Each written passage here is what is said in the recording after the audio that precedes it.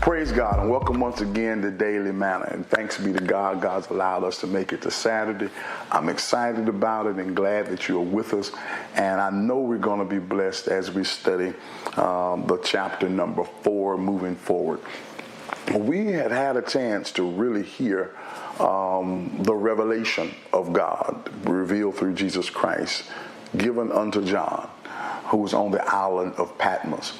And while he was there, remember, he heard a voice from behind him that he turned around to see the voice. I've always liked, still love that phrase.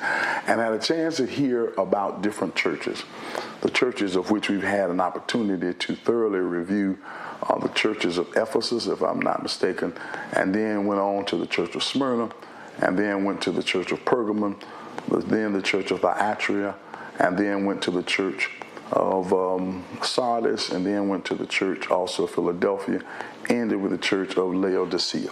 Had a chance to review all of these churches and had a chance to hear an interesting paradigm in the first 5.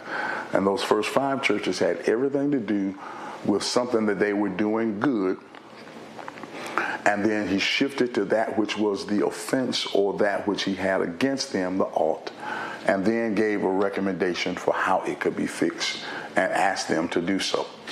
Got to the church of Philadelphia, if you remember, and everything about the church of Philadelphia was positive. That was a word of encouragement for them to continue to hold fast to where they were.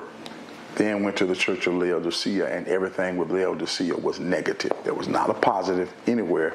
There was a negative. He challenged them because they were neither hot nor cold. He wanted to therefore spew or spit them out of his mouth. Consequently, he challenges them to make up their minds. You got to choose either be hot or cold. If you're going to find yourself ever maturing, you got to find yourself being refined, become golden. You got to dress yourself up and therefore become pure and cover up that which has been evil with a robe of white, and therefore have your eyes changed because you need salve placed on your eyes to see. You need to have a difference in you. And then he encouraged them to become overcomers, because as an overcomer, you become like Jesus, being able to sit with the Father at the right hand. Well, that is the churches of which he's dealt with. Then all of a sudden, we get to chapter 4, and there is a shift in the conversation. It says, after this I looked, and there before me was a door standing open in heaven. Now go back earlier, because I need you to take the time to hear again these words inside of to Philadelphia.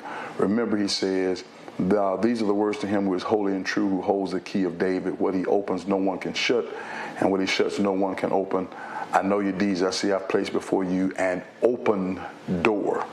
That same phraseology, open door, comes back inside of chapter number 4. Was a door standing open where? In heaven, singular. Okay? Now the reason why I want you to hear heaven singular is primarily because when you have a chance to hear what is found inside of Paul's second letter to the church at Corinthians, when he talks about he was taken to the third heaven, the implication is there are heavens, plural, but but when he went, he had a door open in heaven, singular. And when you hear Jesus, when he is raised from the dead, he said, all power in heaven, singular, and earth is in my hands. All this is important because when you hear that, that means that there are multiple heavens according to what Paul's revelation says, third heaven. But Jesus has only been given the power of heaven and earth, thus allowing us to see the difference between Jesus and the Father. The Father has all power because his power finds itself being extended to heavens. Jesus' power is singular in heaven and earth. And come back and look at this. And the voice I had first heard speaking to me like a trumpet said, come up here, and I will show you what must take place after this. In essence, I want your eyes to be open to behold what is to come beyond the conversation I've had given you regarding the 7 churches. I've told you about the 7 churches. I've given you words of instruction and encouragement for them. But now I need you to see what's going to happen after this. And once I saw, I was in the Spirit, and there before me was a throne in heaven with someone sitting on it. And the one who sat there had the appearance of jasper and carnelian. A rainbow resembling an emerald encircled the throne. Surrounding the throne were 24 other thrones, and seated on them were 24 elders. Wow. They were dressed in white and had crowns of gold on their head. From the throne came flashes of lightning, rumblings, and peals of thunder. Before the throne, 7 lamps were blazing. These are the 7 spirits of God. Also, before the throne, there was what looked like a sea of glass, clear as crystal. In the center around the throne were 4 living creatures. They were covered with eyes in front and in back. Hear that again. In the center around the throne were 4 living creatures, and they were covered with eyes in front and in back. Interestingly enough, I want us to because this is a major digestion, because it's a matter of us having a chance to see the holies of holies throne, the throne of God, and the place where God resides, seated. The appearance of him is amazing as he gives the description of how he saw the divine, featured in what might be considered to be jasper and carnelian, and with a rainbow resembling an emerald encircled around the throne. That's powerful. But around him, around that same spot, was 24 chairs and 24 places of people were sitting. And these places represented places of 24 elders. And they found themselves with crowns, and while they were dressed in white. And from where they were, there were these flashing lights, blazing. And ultimately, these represented the 7 spirits. And ultimately, when you see that and hear that, it allows you to just hear the grandeur of what that place looked like. Strangely enough, when Paul had a chance to go to the third heaven, he was not permitted to tell what he saw. John, the revelator, John, is given permission to tell what he saw. Peter couldn't, John could. The interesting thing about that is that John does not get something to keep him humble. Paul gets something that keeps him humble. He gets a thorn in the flesh, a messenger of Satan to buffet him. John doesn't. But both of them receive heavenly visions. Ooh, Lord have mercy. They both got heavenly visions. And the visions were about things that are and that are to come. And imagine you being able to see what heaven looked like, what the throne room of God looked like, and to hear that there were beasts that had eyes wrapped around their heads, eyes in front and back, in essence seeing everything, knowing everything, observing all things, which means that they were able to behold in every corner, every crevice, that which was going on, eyes around them, seeing all things. And that means when we find ourselves trying to do something in secret, hey, what we're being able to hear is that God knows. The eyes of the Lord are in every place. The eyes of the Lord are in every place. And these places in which this wonderful throne room was all in honor of God, and were all persons who were giving sacrifice, humility, and honor to God. And God was being glorified. El Shaddai, the great I am, being glorified in a great exalted place, high and being lifted up. Train filling the temple. He is being glorified. He is being magnified. And yet this God, this amazing God that has persons who already worship him, who already honored him, considered it necessary to create humanity and to come amongst humanity to find out if humanity would love him and honor him based upon who God was and who God is in their lives without being forced to. Could they follow him without being made to give them the right to choose God or to discard God? Humanity was given the choice. And ultimately, children of God, so many times we have missed the mark. The creatures that sit around the throne of God can't help it. That's the assignment. They are in a place where they are always honoring the great I am.